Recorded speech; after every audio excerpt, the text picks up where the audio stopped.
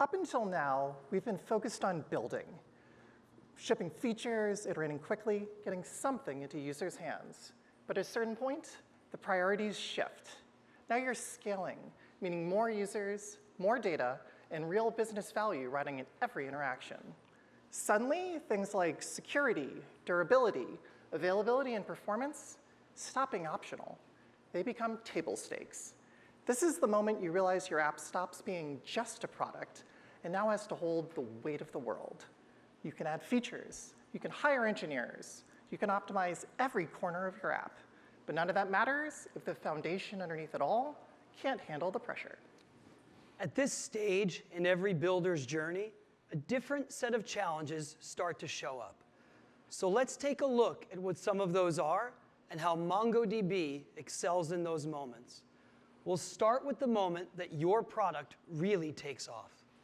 Here, you might notice that your vector search workloads are competing for the same resources as your transactional workloads. The pressure shows up in places you don't expect, including parts of the application that don't use vector search at all. From a user's perspective, the app feels slower and less reliable. And from a business perspective, that translates to lost trust, lost users, and engineering teams stuck fighting fires instead of building new features. Ideally, in this situation, you want to separate those workloads, giving vector search its own resources and scaling them independently of the rest of the cluster. If you're using something like Postgres with PG Vector, your options are limited. These components are bolted together, and separating these workloads means building, operating, and maintaining separate systems, moving data around, and keeping everything in sync. But with MongoDB, you don't have to make that trade-off. You get a single platform where transactional and AI workloads are natively integrated and can still be isolated and scaled independently when you need to. Let me show you how it works. Take a look at how I add separate nodes to the cluster to handle the vector search workload. I create a simple JSON config file. I set an Atlas instance size of S30 high CPU NVMe, which has 4 virtual CPUs and 8 GB of memory. All search nodes use NVMe direct attached storage to provide a baseline of performance for all types of search workloads. Atlas provides high CPU, low CPU, and storage optimized nodes to satisfy the requirements of any search workload. I then specify a node count of 2, which can easily be increased or decreased at any time. I save the file. Then, with a single command, I submit the new config via the Atlas CLI.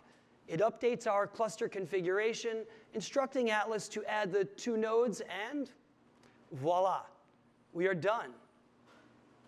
We've now separated search workload traffic from core OLTP processing, and we are in a much better state.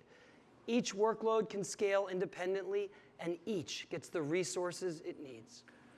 Then we might encounter another challenge as your application grows and traffic patterns start to change. We are now noticing that on Mondays, we see a lot of user traffic spikes. On weekends, it's quiet. Scaling up and down all the time is not something we can sit there and manually manage every day. If you get it wrong, your users feel it, or costs spiral. This is where MongoDB's autoscaling comes in. MongoDB supports both reactive and predictive autoscaling. Reactive autoscaling lets you set thresholds to trigger scaling events based on sustained resource usage. Predictive autoscaling uses machine learning to anticipate future scaling needs based on historical usage patterns and attempts to trigger scaling events before the forecasted workload spike arrives. Ralph will show us how. Here, I am configuring my auto-scaling options. So using this simple configuration, I enable compute auto-scaling for the cluster. I also enable downscaling because, as Mira noted, at times when we are less busy, we want the cluster to scale down to consume less resources and reduce our overall operating cost. I then set scaling boundaries to ensure my cluster is never smaller than an instance with 2 virtual CPUs and 8 GB of memory. In Atlas, this is an M30 cluster. Or greater than an instance with 64 virtual CPUs and 256 GB of memory, which is an M200 cluster tier. If I have a runaway workload, I want to intervene manually if I'm going to exceed that M200 instance size. So I save the config file and submit the update via the Atlas CLI. And I'm all set. It instantly takes hold. With auto-scaling enabled, the cluster now has the resources it needs when it needs them and scales back down when the demand drops. That means you're not over-provisioning just to feel safe, and you're not scrambling when traffic spikes unexpectedly. From a business perspective, this lets you spend your investment dollars wisely, putting them toward product and growth instead of idle infrastructure. And one more key feature. When you eventually shard, each shard scales independently, further tailoring the cluster resources to your workload. Everything you've seen so far helps ensure your users get a consistently great experience in the application. And we aren't oversubscribing on resources to make that happen. But, and here's a third challenge. There comes a point in your growth where you reach the limits of vertical scaling. There isn't a bigger size to instance size to move to. When that happens, the only way forward is to spread the data out so you can scale horizontally. The only way to grow and serve more users is to go wide instead of tall. With sharding, you can go from storing terabytes to more than a petabyte. With the right schema design and optimized application, push total operation counts from the thousands to more than 1 million. For other databases, this often requires another complicated bolt-on with restrictions on the kind of operations you can perform or locking yourself into a specific cloud environment. And from a business perspective, this usually shows up as more operational risk and less flexibility right when you need the opposite. In MongoDB, horizontal scaling is built in. We handle horizontal scaling by partitioning a collection's primary key space across multiple high availability subgroups. And importantly, this is the same MongoDB we started with, now scaling out to meet demand. Our first job is to pick an appropriate shard key, which the system will use to subdivide the key space and provide our horizontal scale. Let's walk through how we're going to do this.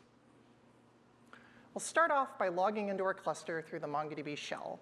First, let's configure the query analyzer to sample traffic against our hottest collection. This will allow the database to collect metrics on the kinds of queries being run to give us some hints on which shard key to use. Now, we'll pause for a moment to allow the sampler to catch some traffic.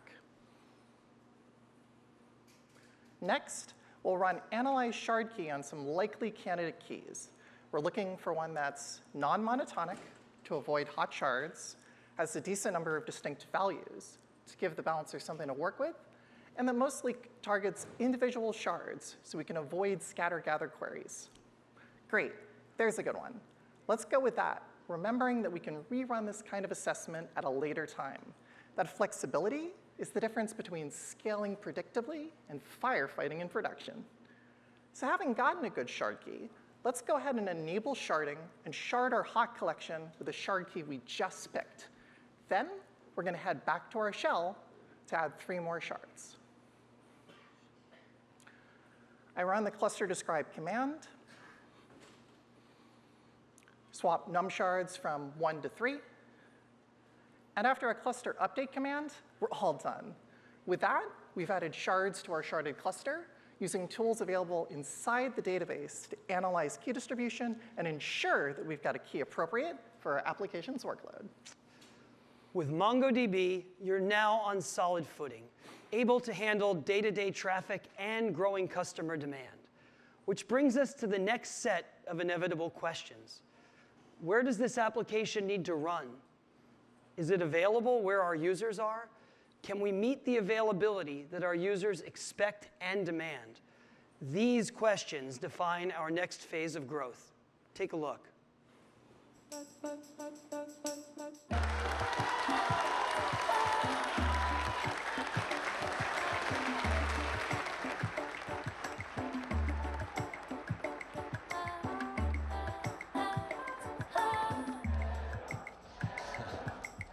Hey, I caught your presentation, and it was really okay. Oh. Are they chanting your name? Yeah, I guess they really liked my demo. How's yours? Great. It's called Scaling Context Sub-Millisecond RAG. Oh, yeah, that's it. Using materialized views, Postgres extensions, dynamic ETL pipelines, and fine-tuned vectorized search across multi-tenant microservices.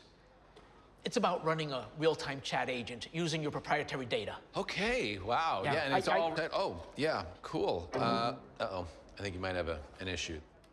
Oh, no.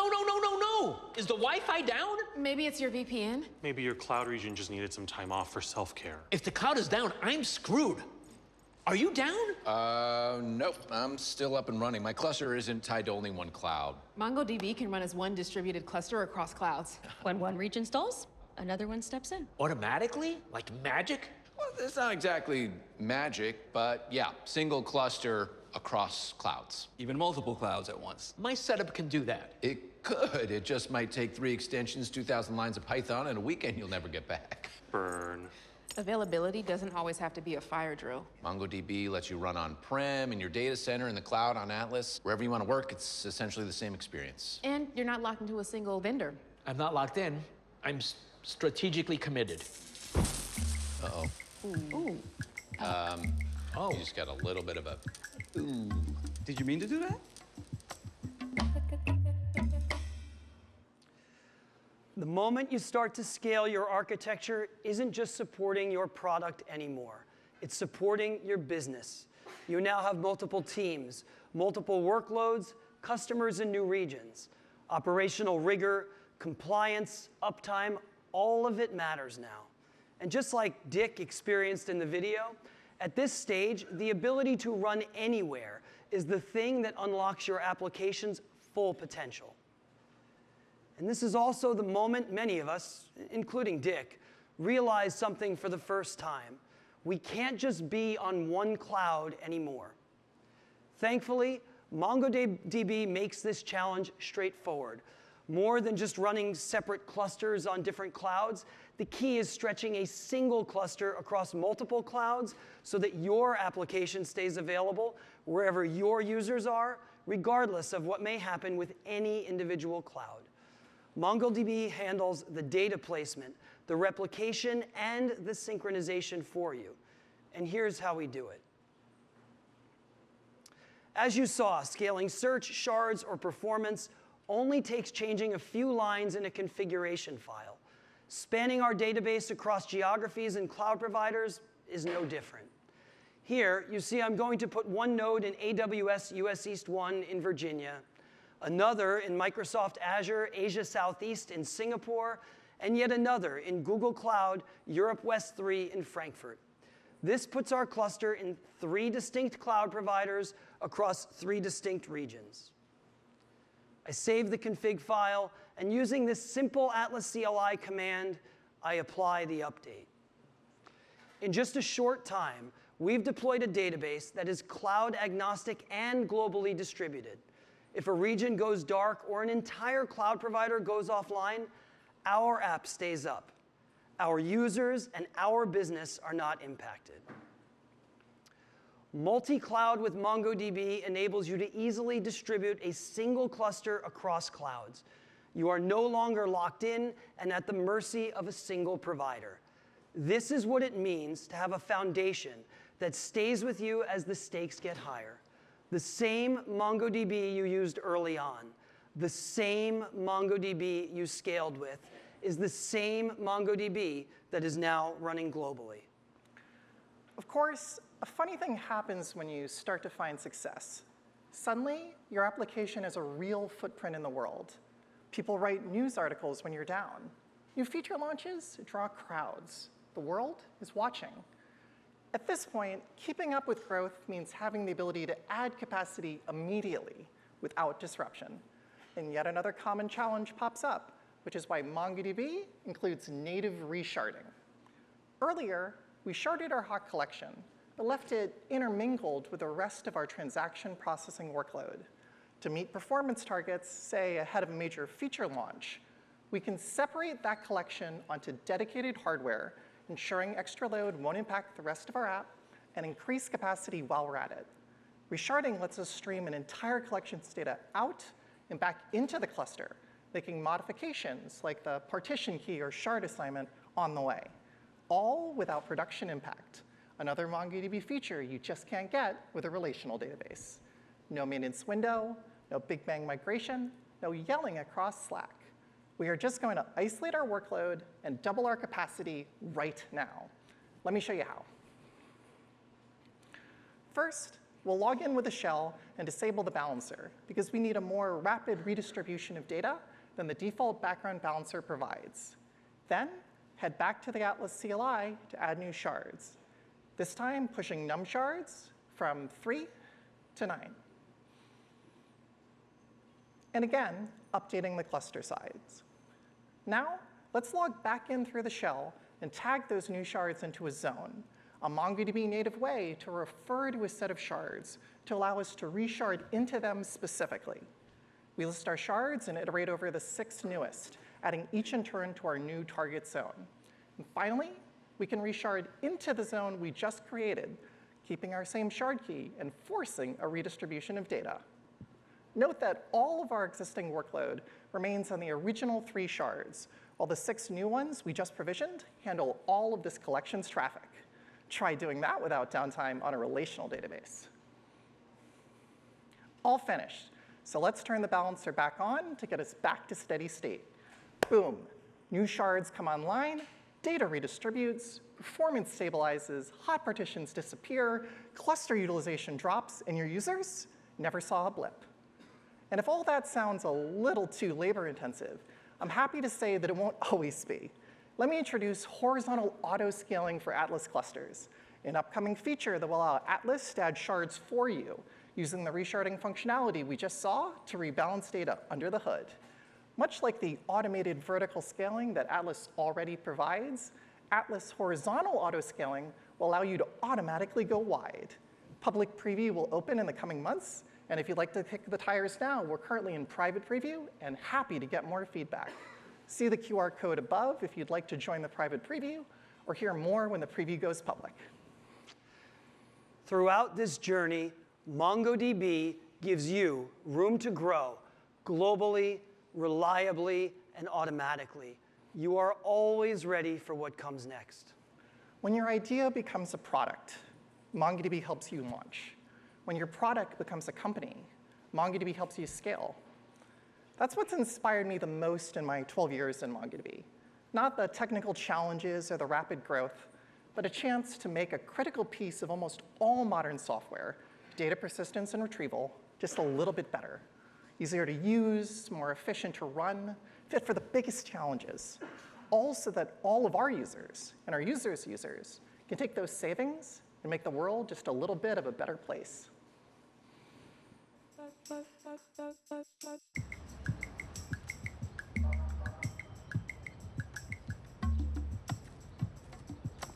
Hey, Dick. How you doing? You were there. Oh. My demo never worked. The only reason they didn't fall asleep is because I'm wearing a sign that says Dick. This whole thing has been tech horrific 2026. Yeah. You know, all those keynotes and product announcements, I could have used one of those free stress balls. Whatever happened to those? And free water bottles. No one gives away water bottles anymore. Yeah. Hey.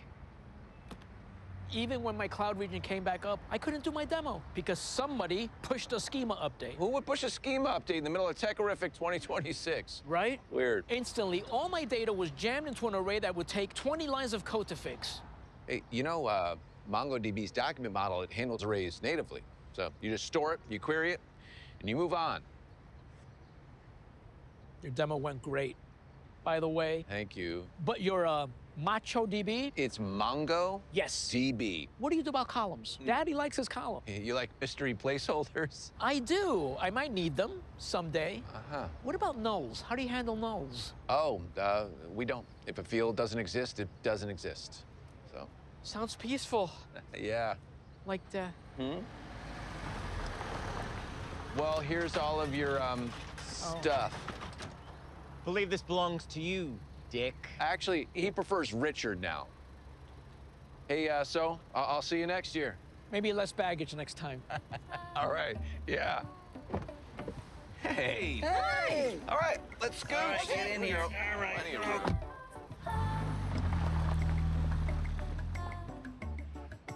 Tell me more about CongoDB. Congo has spiders the size of dinner plates. Would you like to? Balto. Taco. Ga. What is it?